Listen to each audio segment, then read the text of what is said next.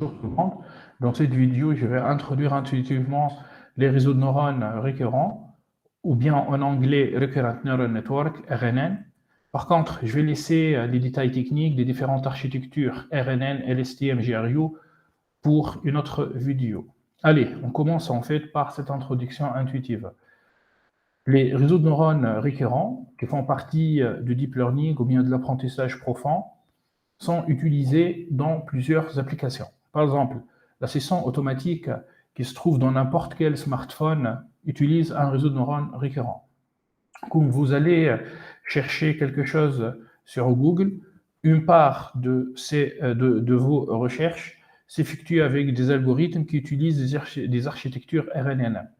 Par exemple, les applications speech to text ou bien text to speech, les applications de traduction comme Google Translate ou bien DeepL, les algorithmes utilisés pour faire des prédictions sur les marchés financiers utilisent ces architectures RNN. Maintenant, une application plus poussée, c'est de mélanger les réseaux de neurones RNN avec des réseaux de neurones CNN, c'est-à-dire mélanger les deux architectures et finir par une architecture RCNN. En effet, à l'entrée, on donne à l'algorithme une image, par exemple l'image ici d'un oiseau qui vole au-dessus d'un lac. Donc, tout d'abord, on passe cette image sur une architecture CNN, donc Convolution Neural Network. Je vais parler de ça dans une autre vidéo. Après, en fait, en utilisant un mécanisme d'attention, on applique un réseau de neurones RNN et on peut sortir en fait une phrase décrivant cette image. A bird flying over a body of water. Donc, c'est du word by word generation. Maintenant, je pense que vous êtes curieux et vous voulez savoir comment cette architecture RNN fonctionne, donc quelles sont les mathématiques qui se trouvent derrière cette architecture. En effet, les réseaux de neurones RNN sont très utilisés pour les données séquentielles. Donc, quand on parle des données séquentielles, vous allez me demander où on peut trouver des données séquentielles. Donc, les données séquentielles, comme dans les séries temporelles, comme dans le cas du traitement du langage naturel, NLP, Natural Language Processing. L'idée, c'est-à-dire le but ultime dans les données séquentielles, c'est de prédire la prochaine étape, predicting the next step. C'est-à-dire, et bien évidemment, si l'algorithme marche très très bien, si on est en fait trop fort, enfin trop bon dans le développement et la modélisation mathématique, on va essayer de prédire le futur, bien évidemment en se basant sur les données passées. Par exemple, on va prendre c'est-à-dire ce slide qui contient un cercle bleu. Et là, je vais vous demander, d'après vous, pourriez-vous prédire le next step, c'est-à-dire l'étape suivante, c'est-à-dire est-ce que ce cercle bleu va se déplacer à droite, à gauche, en haut ou bien en bas? Bien évidemment, c'est-à-dire à partir uniquement d'un seul état, il est très compliqué de prédire l'étape prochaine, c'est-à-dire de la dynamique de ce cercle bleu. Par contre, quand je vous dis en fait que je vous donne plusieurs étapes, c'est-à-dire par exemple T-5, T-4, T-2, T-5, T-4, T-3, T-2 et T-1, vous allez directement me dire qu'il s'agit en fait d'un cercle qui se déplace de gauche à droite.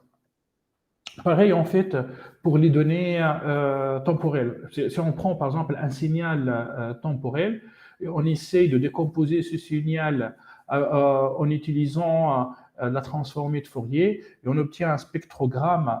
Après, je vais vous expliquer qu'est-ce qu'un spectrogramme, c'est-à-dire on prend un signal sonore, ou bien on prend une série temporelle financière, ou bien on prend, par exemple, un signal issu d'une antenne en télécommunication, eh ben, on peut découper le spectrogramme en fonction du temps. Le temps, c'est l'axe des abscisses.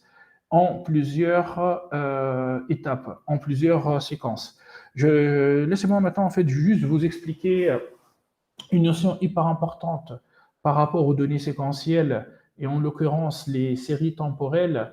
Cette notion est liée à la décomposition en série de Fourier ou bien en intégrale de Fourier qui permet de déterminer la composition spectrale, c'est-à-dire les fréquences qui composent le signal temporel. Et c'est très important en télécommunication de savoir effectuer cette décomposition car on trouve l'information et dans le signal temporel et dans sa contrepartie spectrale.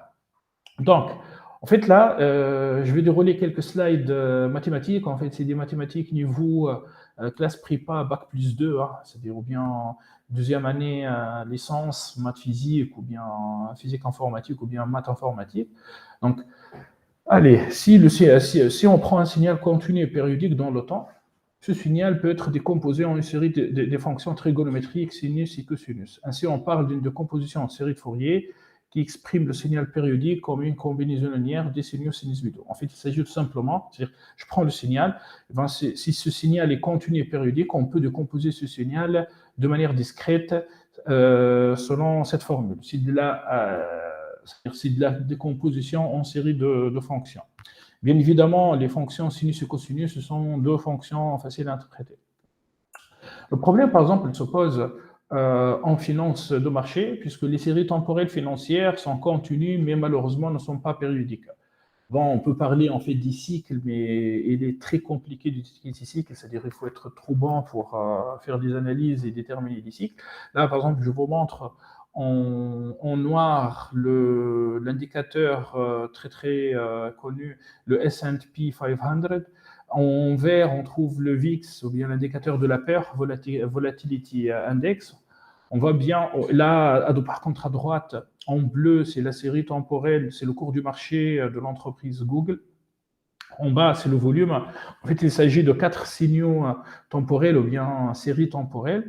Et on voit bien qu'on est loin on est loin d'une situation, c'est-à-dire d'un signal périodique. À cet égard, comment on fait pour déterminer la composition spectrale de ces séries temporelles? Eh ben, il faut travailler avec une décomposition continue, donc avec cette intégrale. C'est-à-dire, là, on va travailler avec ce qu'on appelle une transformée de Fourier. Donc, après, je vais vous montrer en fait quelques exemples de transformées de Fourier sur un signal contenant une seule fréquence, sur un signal sans bruit contenant deux fréquences et sur un signal bruité. Après, je vais vous expliquer qu'est-ce qu'un spectrogramme. Donc, afin de réaliser une transformée de Fourier de manière très rapide, je vous conseille d'utiliser le module Python numpy.fft. Donc, c'est une fonction. Bon, moi, j'ai fait c'est-à-dire une étude comparative entre la complexité temporelle de cette fonction, de ce built-in function qui se trouve dans NumPy, d'une fonction implémentée à la main. Après, je pourrais en fait vous partager avec vous les codes. Donc ça, c'est un discrete Fourier transform, mais c'est une décomposition discrète. En fait, un code FFT et un code FFT. En fait, FFT, c'est Fast Fourier Transform. C'est un algorithme qui permet d'implémenter de manière très rapide la transformée de Fourier et un algorithme FFT vectorisé, c'est-à-dire qui utilise la notion de récursivité. Donc, on voit bien qu'en utilisant la fonction pourcentage time it, la commande magique sur Jupyter Notebook, on voit bien que la fonction built-in, déjà prête dans le module NumPy, est la plus rapide. Donc, voilà pourquoi je vous conseille, en fait, si vous voulez déterminer la composition fréquentielle de vos signaux, de vos données séquentielles, utilisez plutôt le FFT de NumPy. Par exemple, là, qu'est-ce que j'ai fait? C'est très simple. En fait, j'ai généré un signal un signal sinusoïdal, donc qui dit signal sinusoïdal dit une seule fréquence. Voilà, donc j'ai chargé NumPy, Matplotlib Après, pourcentage multiplié là pour regarder les figures dans le Jupyter Notebook. J'ai utilisé une fréquence d'échantillonnage de 100 Hz. Et donc, l'intervalle d'échantillon, c'est 1 sur 100, c'est-à-dire, l'idée, c'est que je vais donc, je travaille entre 0 secondes et 10 secondes. Donc, je vais diviser cet intervalle, cette durée temporelle, ou bien cet intervalle temporel 0,10 100 fois, hein, c'est-à-dire 1 sur 100, ça c'est l'intervalle temporel d'échantillonnage, donc 100 fois. La fréquence du signal, c'est 0,5 Hz. Donc là, je génère le temps, puis je génère l'amplitude avec une fonction sinusoïdale, donc un P sinus. Là, c'est 2 fois pi fois la fréquence fois le temps. En fait, on sait bien que 2πf, c'est oméga, donc on peut dire c'est sinus oméga t. Donc 2πf, c'est oméga, donc oméga t, ou bien 2πf fois t. Puis, j'applique la transformation de Fourier. Et regardez-moi ça, en fait, si dans le cas d'un signal très pur, pas de bruit, contenant une seule fréquence, quand on applique une transformation de Fourier, et bam, bam, on obtient en fait une seule fréquence, enfin, c'est-à-dire un seul bar, ou bien une seule impulsion, c'est très clair, pas de bruit, et on arrive à récupérer enfin, un pic, voilà, j'ai trouvé le mot, donc 0,5 Hz. Maintenant, qu'est-ce qu'on peut faire? On va compliquer la vie, hein. On va compliquer, c'est-à-dire notre simulation. On va prendre un signal sinusoïdal à 2 Hz. On va additionner à ce signal, à notre signal sinusoïdal à 5 Hz. Donc la somme de ces deux signaux, ça va donner un signal composé. Donc là, on voit bien qu'on est loin du modèle d'un signal sinusoïdal. Là, le signal devient un peu compliqué, c'est-à-dire la somme des deux signaux, 2 Hz et 5 Hz dans ça. Quand on applique une transformation de Fourier, on obtient deux pics, une qui se trouve à 2 Hz, l'autre qui se trouve à 5 Hz. Donc on dit que la transformation de Fourier permet de détecter les deux fréquences composant le signal. Maintenant, je fais la même chose, c'est-à-dire 2 Hz, le signal à 2 Hz plus le signal à 5 Hz, puis j'ajoute un bruit gaussien, enfin avec une faible amplitude. Donc, figurez-vous, là, je suis entre moins 5 et 5. Hein. Donc, on voit bien qu'on arrive quand même à détecter les pics, mais on commence à avoir du bruit. Donc, le bruit est riche en fréquences. Donc, là, 10 Hz, 20 Hz, 30 Hz, 40 Hz, et ainsi de suite. Maintenant, qu'est-ce qu'on va faire? En fait, on va c'est-à-dire on va augmenter le niveau du bruit. Donc, on remarque que dans ce cas-là, là, le signal somme, c'est-à-dire 2 Hz plus 5 Hz plus le bruit, possède une amplitude qui varie entre moins 20 et plus 20. Mais bon, la FFT arrive quand même à détecter les deux pics, mais le niveau du bruit augmente aussi. Hein.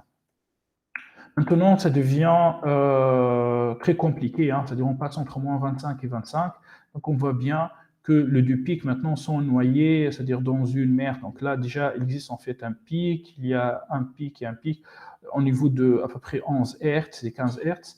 Et là, avec beaucoup de bruit, il est presque impossible de détecter les deux fréquences.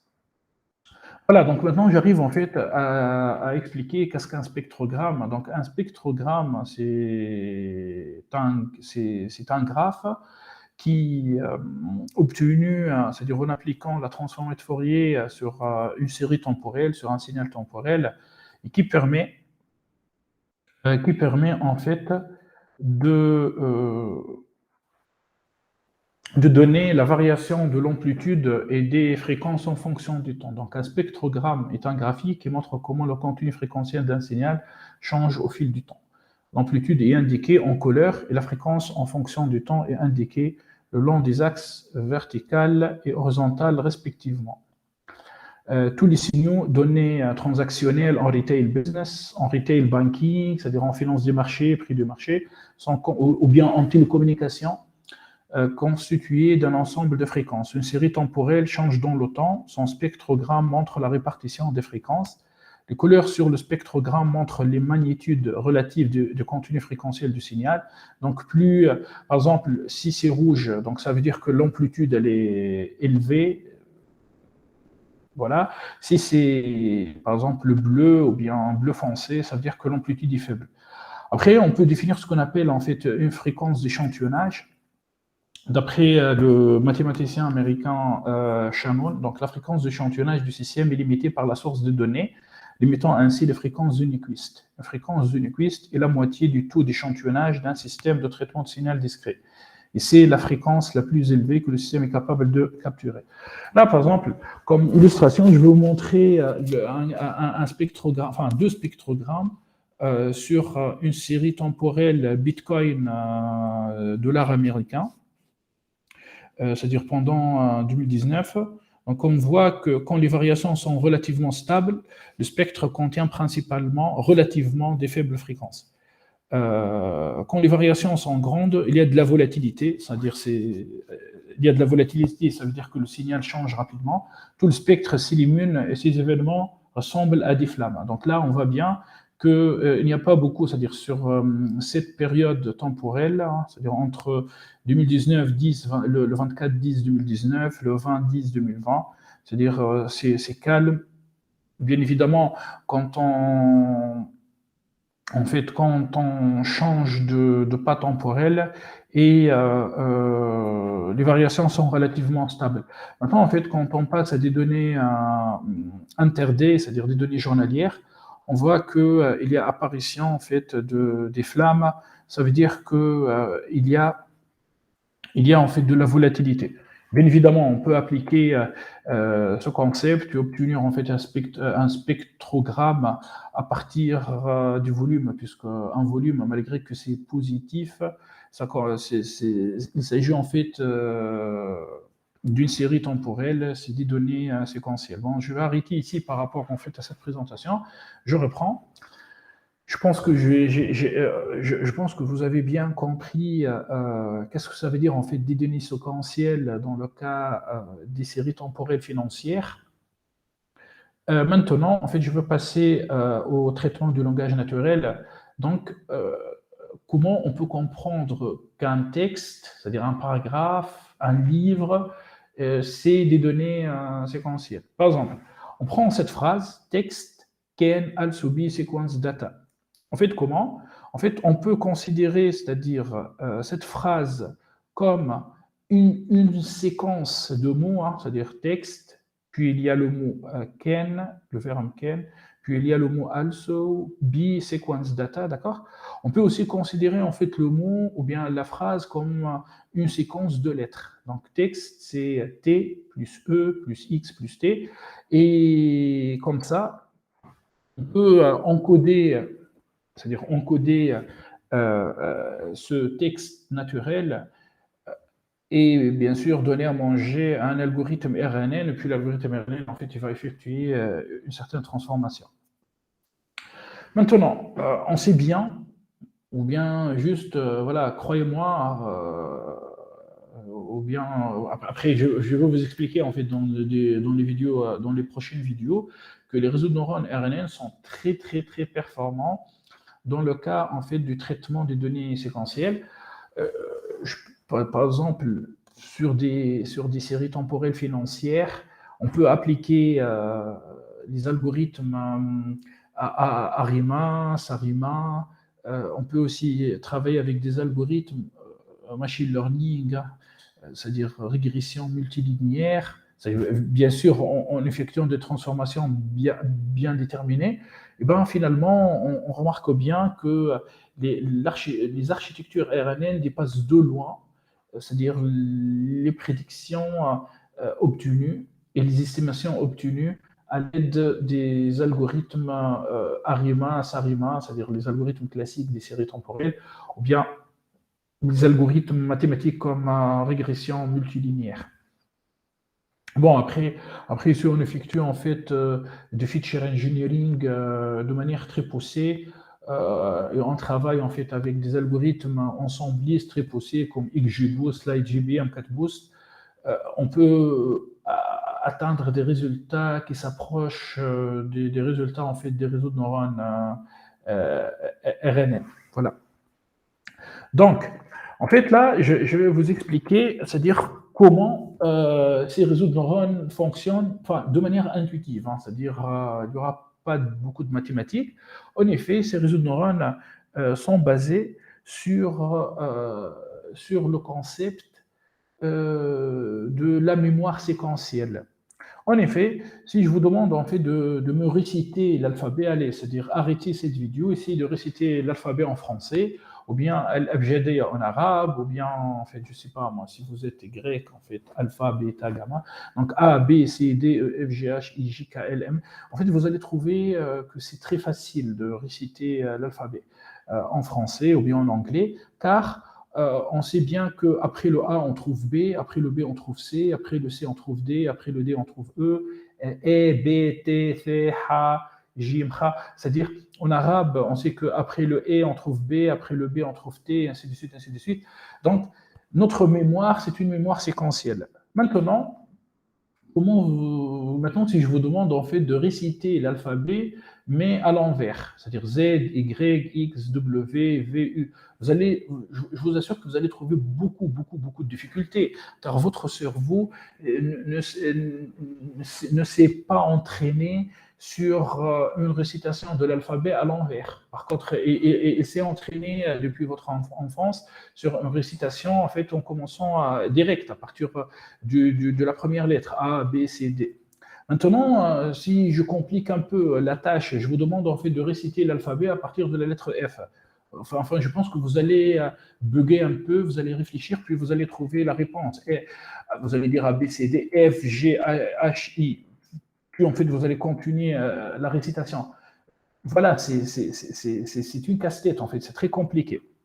En effet, comment fonctionne un réseau de neurones en fait, traditionnel? Un réseau de neurones traditionnel, en fait, contient une couche d'entrée, c'est-à-dire une couche d'entrée, input layer, contient en fait une couche ou plusieurs couches cachées, des couches de neurones cachées.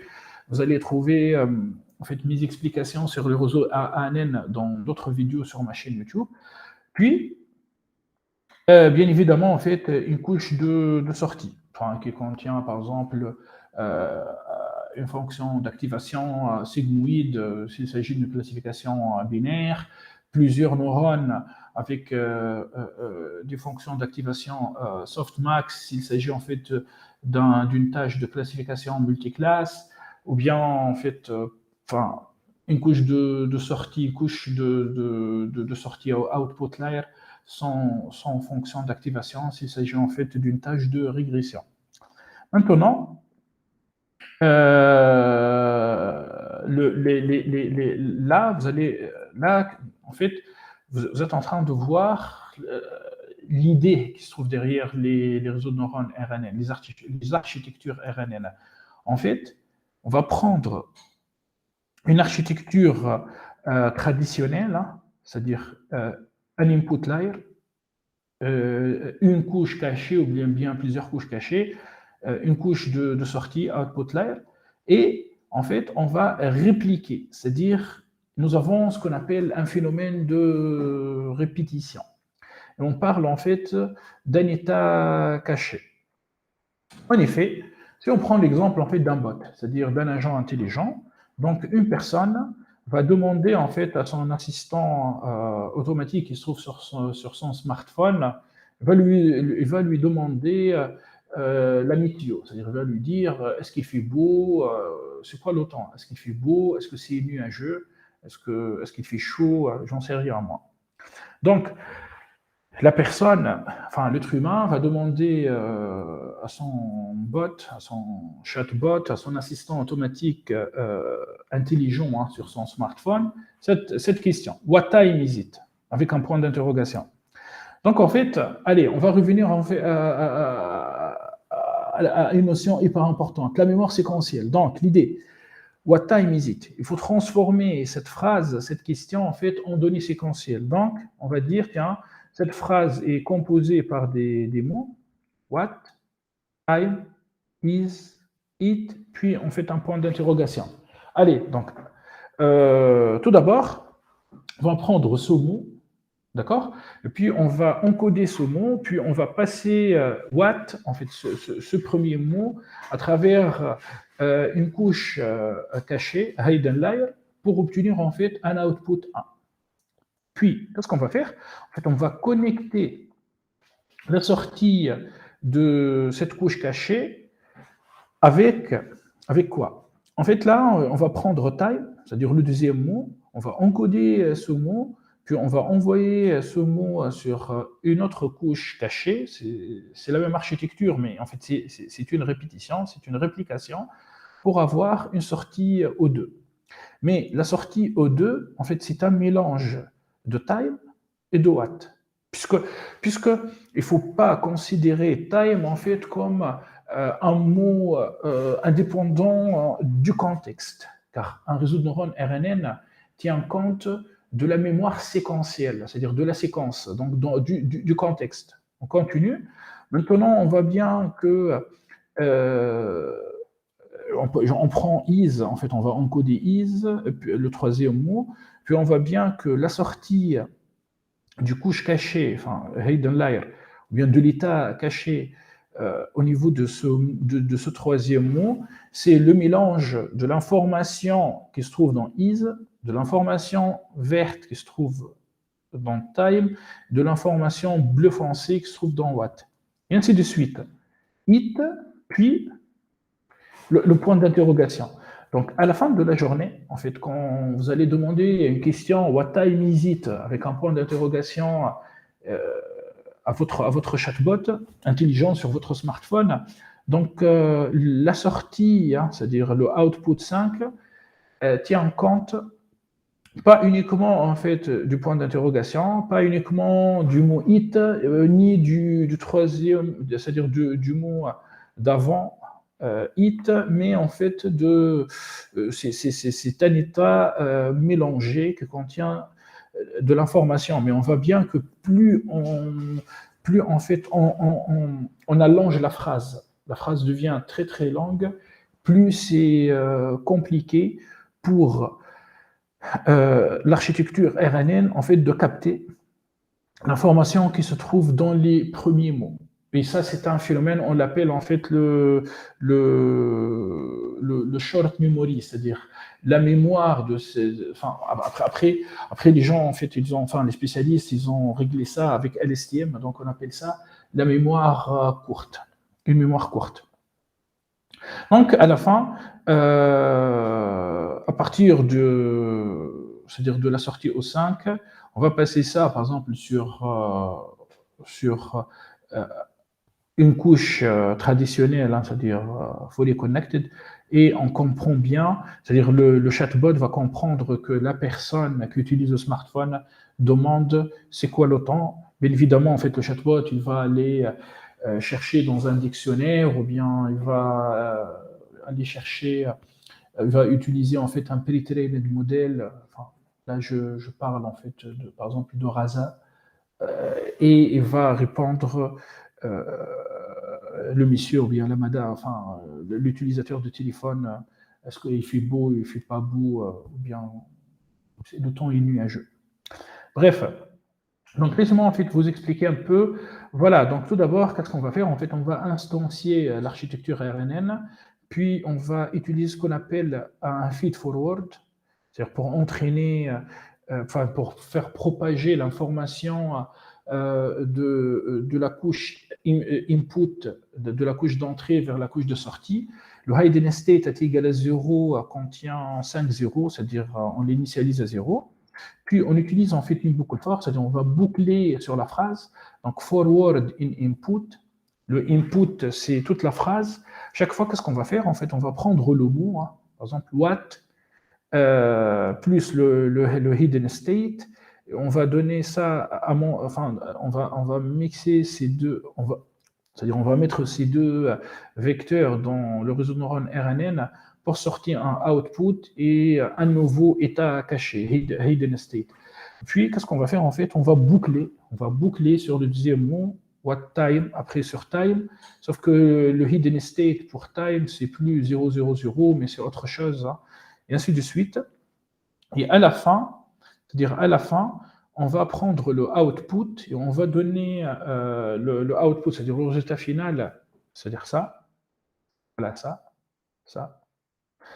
à un réseau de neurones classique feed-forward. pour obtenir une prédiction, c'est-à-dire soit une probabilité ou bien, je sais pas, enfin, 1 ou 0. Bref. Donc là, on remarque que le output 5, la sortie, c'est-à-dire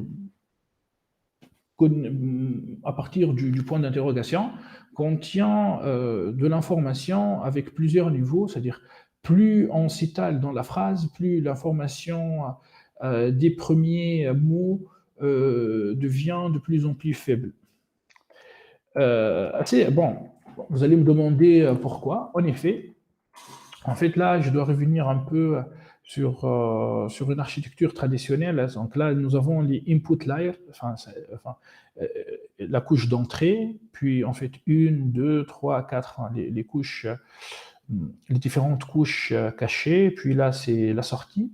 En fait, cette flèche-là représente le feed-forward, c'est-à-dire la propagation de l'information vers l'avant.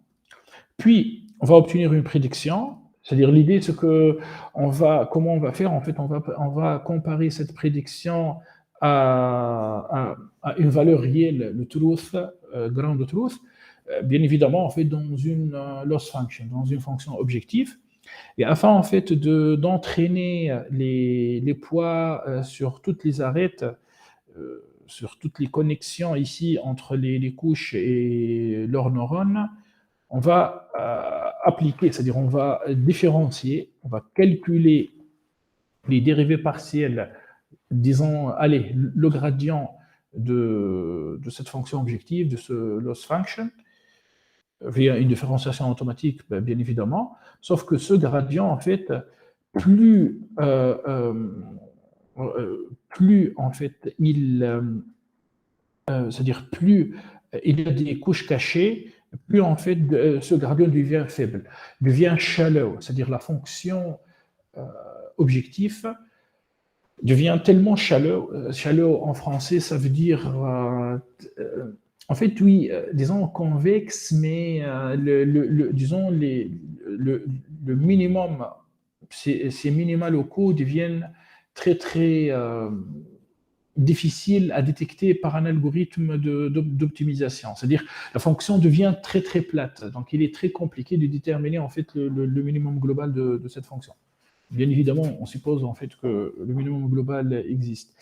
Et là, ce phénomène en fait de gradient vanishing, on appelle ça le gradient vanishing, est responsable, voilà, c'est-à-dire plus on se propage, plus le gradient devient faible, donc est responsable en fait de la perte de l'information. Voilà, bien évidemment, en fait, ce problème est réglé en fait par l'architecture LSTM, c'est-à-dire pour Long Short Term Memory. Donc voilà alors pour cette vidéo. En fait, dans la prochaine vidéo, qu'est-ce que je vais faire? Je vais vous expliquer un peu euh, vraiment l'architecture qui se trouve à l'intérieur, les mathématiques des réseaux de neurones RNN, Recurrent Neural Network, qui font face en fait à ce problème de gradient vanishing, de la mémoire courte, et comment le LSTM remédie à ce problème, puis le GRU. Donc, LSTM, c'est Long Short Term Memory, GRU, c'est Gated Recurrent Unit.